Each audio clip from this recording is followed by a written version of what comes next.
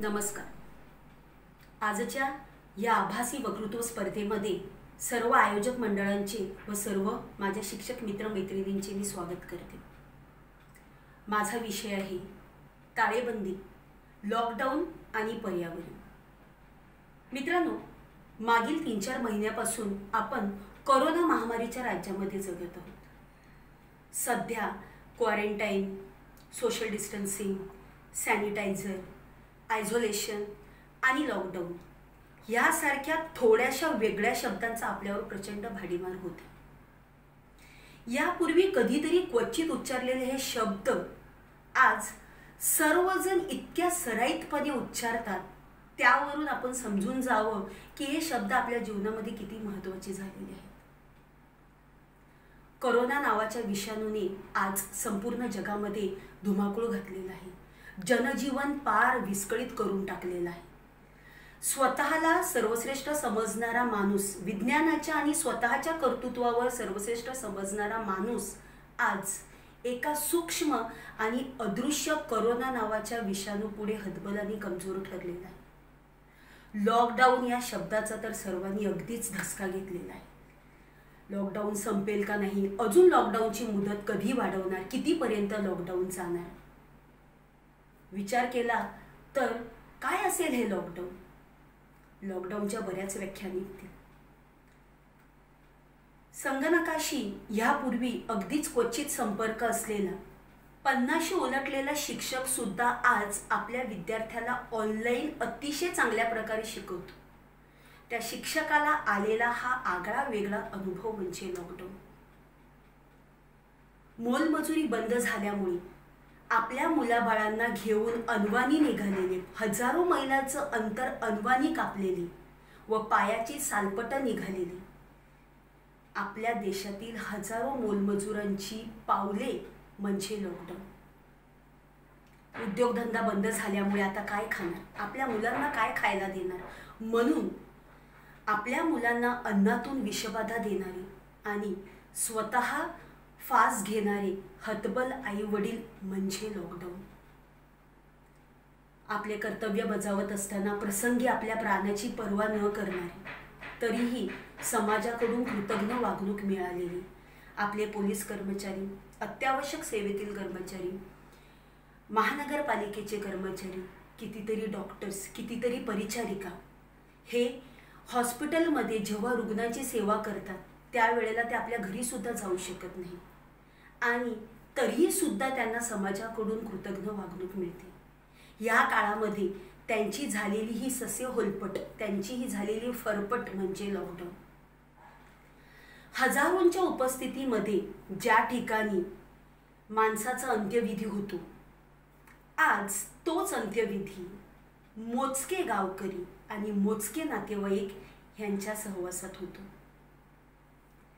संपूर्ण जीवनात एकही मिसा न चुकविलेली ख्रिस्ती व्यक्ती जेव्हा आज शेवटची मिसा आणि शेवटचा घंटानाद याच्याशिवाय हे जग सोडून जाते, त्यावेळेला त्यांच्या कुटुंबियाला झालेल्या हजारो यातना म्हणजे लॉकडाऊन. काय असेल हे लॉकडाऊन? लॉकडाऊनने मनुष्य प्राण्याची, आपल्या सर्वांची बऱ्यापैकी गैरसोय करून ठेवलेली आहे. या गैरसोयीमध्ये कधीतरी सोयीचा दिवस उगवेल म्हणून आपण वाट पाहत आहोत. कोणताही आजार, कोणतंही संकट हे कधीच शेवटपर्यंत राहत नाही. करोना आलाय आणि करोना जाणार. पण या करोनाला, ह्या लॉकडाऊनला सुद्धा 2 बाजू आहेत. नाण्याला 2 बाजू असतात हे आपण सर्वांनी पहिल्यापासून ऐकलेलंच आहे. आता आपण ह्या कोरोनाची म्हणजेच लॉकडाऊनची दुसरी बाजू पाहूया. या लॉकडाऊनच्या काळामध्ये अगदी मोकळा श्वास जर कोणी घेतला असेल तर तो म्हणजे निसर्गाने. या पर्यावरणाचा जेवढा फायदा ह्या लॉकडाऊनच्या काळामध्ये झाला तेवढा या अगोदर कधीच झालेला नव्हता. मध्यंतरी एक बातमी वाचलेली होती. मुंबईच्या रस्त्यावर म्हणजे मोराचे दर्शन झालेले होते. एरवी मोराचं पंखही दृष्टीस न पडणाऱ्या रस्त्यावर चक्क मोर यावा. लोणार सरोवरातील पाण्याचा रंग गुलाबी झालेला होता. या गुलाबी होण्यामागे संपूर्णतः लॉकडाऊन कारणीभूत नसलं तरी सुद्धा पर्यटकांची थांबलेली ये जा यामुळे हे पाणी बऱ्याच प्रमाणात गुलाबी झालं असं वर्तमानपत्रामध्ये शास्त्रज्ञांनी मांडलेलं अनुमान होतं. कितीतरी किमया ह्या लॉकडाऊनमध्ये घडल्या. आपण मनुष्य प्राणी मात्र घरामध्ये बंदिस्त आहे आणि तो खिडकीतून पाहतो तर काय पाहतो? रस्त्यावरून मुक्तपणे संचार करणारे मुके प्राणी आणि पक्षी. ह्या लॉकडाऊनच्या अगोदर ह्या मुक्या प्राणी आणि पक्ष्यांना एवढ्या मुक्तपणे कधीच संचार करायला मिळालेला नव्हता. हे लॉकडाऊनमुळे नाही का घडलं? आपण वाचतो ओझोनच्या स्तरामध्ये प्रचंड प्रमाणामध्ये बदल झाला. आपण वाचलं गंगा यमुनेच्या पाण्याच्या शुद्धतेमध्ये प्रचंड प्रमाणामध्ये बदल झाला. निव्वळ गंगा यमुना नाही तर जगातील कितीतरी देशातील नद्यांच्या पाण्याच्या शुद्धतेमध्ये फरक पडला. यापूर्वी आपण ग्लोबल वॉर्मिंग असं बऱ्याच वेळेला ऐकलं. या ग्लोबल वॉर्मिंगसाठी जागतिक पातळीवर सुद्धा बरेच प्रयत्न केले गेले. कितीतरी योजना राबवल्या गेल्या, कितीतरी धोरणे आखली गेली. परंतु या धोरणांना, या योजनांना, या मागे असणाऱ्या समित्यांना आणि शास्त्रज्ञांना जे जमलं नाही ते मात्र ह्या लॉकडाऊनने करून दाखवलं. वायू प्रदूषण, ध्वनी प्रदूषण, गोंगाट आवाज, प्रचंड रस्त्यावरून वाहणारी प्रचंड वाहनं, यामुळे कधी कधी माणसाचा जीव मेटाकुटीला यायचा. माणूसच नव्हे तर निसर्ग ह्या सगळ्या गोष्टीला अगदी कंटाळलेला होता. माणसाच्या पुढे निसर्ग लाचार झालेला होता. परंतु ह्या लाचारीतून थोडा 3 महिन्याचा उसंत जर निसर्गाला कोणी दिलेला असेल तर तो लॉकडाऊनने दिला. करोना आज आहे उद्या नाही, लॉकडाऊन आज आहे उद्या नाही, परंतु निसर्ग म्हणजे आपल्या आईबापानंतर आपल्याला जर दुसरं कोणी घडवत असेल, समाजानंतर दुसरं कोणी घडवत असेल तर तो निसर्ग आहे. या निसर्गाचं आणि या पर्यावरणाचं संवर्धन करणं आपल्या सगळ्यांचं महत्त्वाचं कर्तव्य आहे. मित्रांनो, वर्तमान काळ आपला आपण अनुभवतच आहोत. भविष्यात पुढे काय आहे, आपण भविष्यात आहोत नाही, भविष्याबद्दल कोणालाही माहिती नाही. पण जर असा विचार केला असता तर किती वर्षापासून चालत आलेली ही पृथ्वी, ही सृष्टी चालली असती का? नक्कीच नाही. म्हणून आपल्या भविष्यासाठी आणि पुढील पिढीच्या भविष्यासाठी निसर्गाचे संवर्धन करणे, पर्यावरणाचे संवर्धन करणे हे आपल्या सर्वांचे आद्य कर्तव्य आहे. म्हणून ह्या लॉकडाऊनच्या काळामध्ये, ह्या 3 महिन्यामध्ये जे काही निसर्गाने अनुभवलं ते ह्यानंतर पुढे आपण त्याला तसंच तसं परत देऊ तर नक्कीच शकत नाही. परंतु एक माणूस म्हणून आपण प्रयत्न तर नक्कीच करू शकतो. तर मित्रांनो, लॉकडाऊन जावं ह्यासाठी प्रार्थना करूया. नक्कीच आलेलं संकट हे परत जाणार आहे, परंतु पर्यावरणाची मात्र काळजी घेऊ, पर्यावरण वाचू आणि स्वतःचं जीवनही वाचू. धन्यवाद.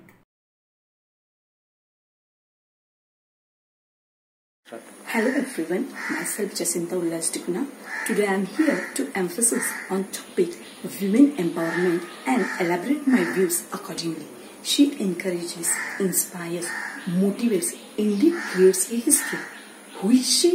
Could you guess her name? Is she a sister, daughter, wife or mom? A warrior or champion who runs a kingdom on her own? Yes, you guessed her correctly.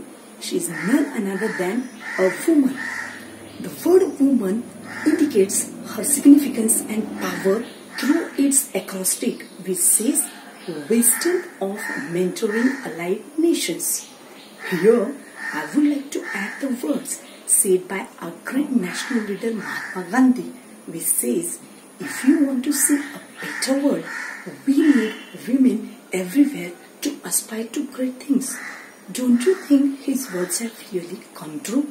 As we have many great women in our past history who strive for achieving great things in their life. For example, Savitribai Phule, Jijamata, Indira Gandhi, Kalpana Chawla and many more. These were some examples who made history. But today, in our life, there are many more women coming upward and doing their best in their life. For example, P.T. Usha, Mary Kom, Saina Nehwal, Sunita Williams, etc. Apart from this, if you have a glance on world map history, there are innumerable women who have made their nations feel proud through their achievements.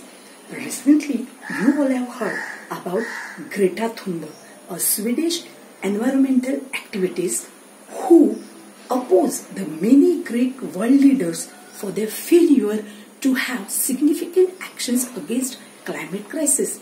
Secondly, Malala Yousafzai, a Pakistani activist who is known for human rights activist, especially for women's education. These examples prove that women are nowhere behind.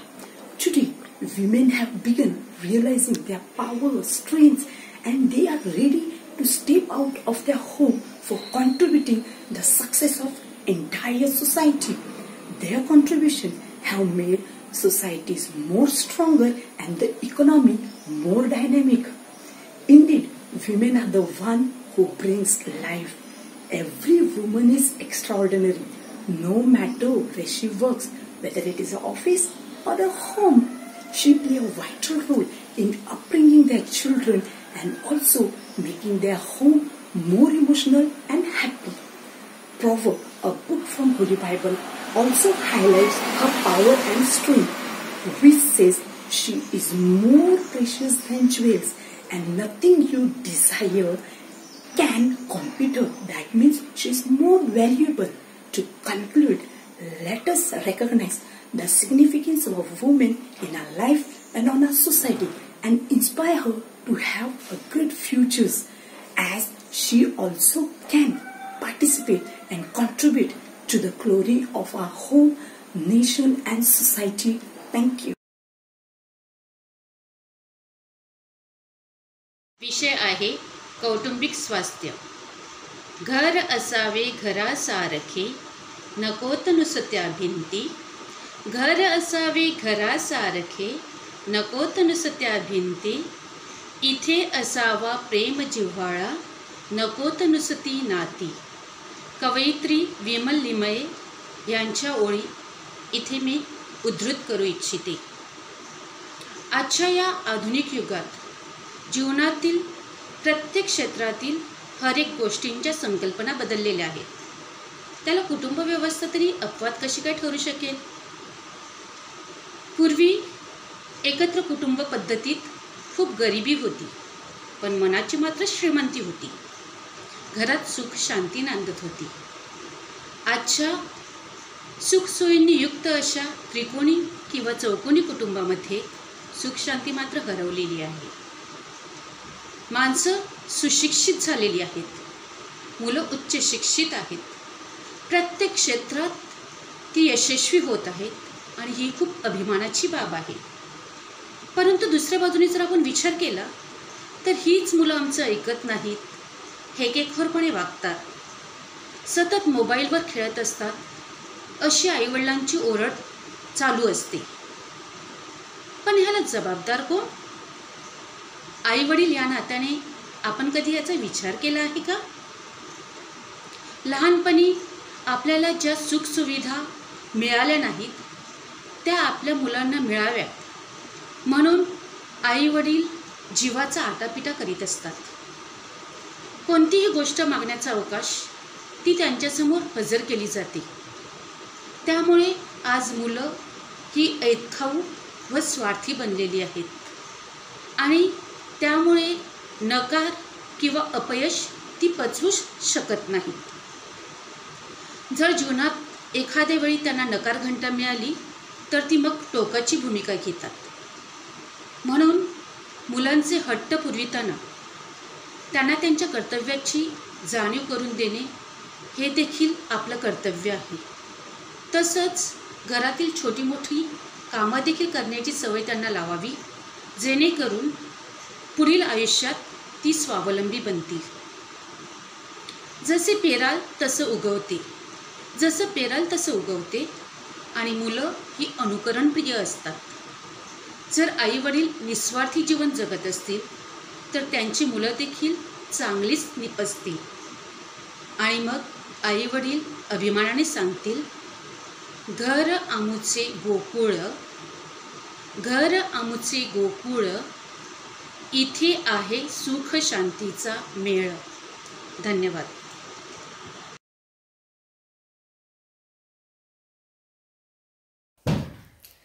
सुप्रभात. आम्हा सर्व शिक्षकांना त्यांच्या मनातील विचार मांडण्याची संधी दिली त्याबद्दल सगळ्यांचे आभार. मी इंदिरा कोरिया, नांदण, आणि आज माझा विषय आहे आणि शाळा रडते आणि शाळा रडते. माझ्या प्रिय मुलांनो, आजपर्यंत आपण फक्त ऐकून होतो शाळा बंद पडली तर, शाळा बंद पडली तर, आणि काही नवल या कोरोना नावाच्या दुष्टाने सगळ्या विश्वाला हादरून सोडले आणि शाळा बंद पडली आणि शाळा रडू लागली. होय माझ्या मुलांनो, आज शाळा रडते, तिला तुमची खूप आठवण येते. शाळा बंद पडली नाही तर ज्ञानरूपी सागर वाहण्याचा थांबला, पाणी आटोक्यात आले आणि शाळा रडू लागली. जी शाळा सकाळपासून संध्याकाळपर्यंत मुलांची काळजी घेते, जी शाळा मुलांना घडवते, तीच शाळा आज रडू लागली आहे. आज ती शाळा भकास झाली आहे. सगळे वर्ग ओस पडले आहेत. खेळाचे मैदान सुन्न झाले आहे. आता मात्र शाळेचं बांध फुटलं आहे आणि शाळा रडू लागली. शाळेला मुलांची खूप आठवण येते. शाळेच्या भिंती मुक्या झाल्या आहेत. फळा रुसलाय, सगळ्यांची ताटातूट झाली आहे आणि म्हणून शाळा रडते. तिला मुलांची खूप आठवण येते. सगळे हरवलेत. शाळेच्या प्रांगणात किलबिल नाही, दंगा नाही, कितीतरी दिवसांनी बेलचा आवाज नाही, ना राष्ट्रगीत ना प्रतिज्ञा. आता शाळा एकटी पडली आहे. मैदान गप्प झालं आहे. ज्या शाळेत मुलांचा गोंगाट कोलाहल, जिकडे मुलं खेळतात बागडतात, ती शाळा आज सुन्न झाली आहे. वर्गातील लाईट, फॅन, फलक, चॉक, डस्टर, डस्टबिन सगळे मुलांची वाट पाहत आहेत. ते सुद्धा रडत आहेत आणि शाळा रडते. छडी लागे छम छम, विद्या येई घम घम, हे शाळेत गेल्यावरच कळते. शाळेशिवाय ज्ञान म्हणजे कवराविना बुक. मुलांचा सर्वांगीण विकास हा शाळेतच होत असतो. मुलांची जडणघडण ही शाळेतच होत असते. ज्या शाळेत मुलांना चांगले ज्ञान देऊन त्यांना आकाशापर्यंत पोचवले जाते, ती शाळा आज एकटी पडली आहे. शाळेचे शिक्षक, कर्मचारी, सगळे व्यवस्थापक मुलांची वाट बघतायत आणि म्हणून शाळा रडते. आई जशी आपल्या मुलीला सासरी जाताना साश्रू नयनाने निरोप देते, तशीच गत आज शाळेची झाली आहे. ह्या कोरोना महामारीने मुलांचे नाही तर सगळ्या जगाचे नुकसान केले आहे. पण मुलांनो, घाबरू नका, ऐका, काळजी घ्या, घरातच राहा, सावधानता बाळगा. सगळे प्रशासक कोरोनाशी लढतायत आणि एक दिवस आपलाच विजय होणार आहे. आपलाच विजय होणार आहे आणि आपण कोरोनावर मात करणार आहोत. शाळा ही ज्ञानमंदिर आहे आणि ज्या शाळेने येवल्याच्या रोपटाचे वटवृक्षात रूपांतर केले. शाळा म्हणजे मुलांचे दुसरे घर. शिक्षक म्हणजे मुलांचे आईबाप. मुलावर चांगले बाळकडू शाळेतच पाजले जातात आणि आज 4 महिने उलटून गेले, मुलं शाळेत नाहीत. परीक्षा नाही, आवाज नाही, हसणे नाही, रडणे नाही, सगळीकडे शांतता, कोणाचाही थांगपत्ता नाही. आणि म्हणून आज शाळा रडते, मुलांची वाट पाहते, तिला मुलांची खूप आठवण येते. पण एक दिवस आपला विजय होणार आणि शाळेचा गेट उघडणार. पुन्हा शाळा हसणार. ती कधी रडणार नाही, ती कधी रडणार नाही. धन्यवाद.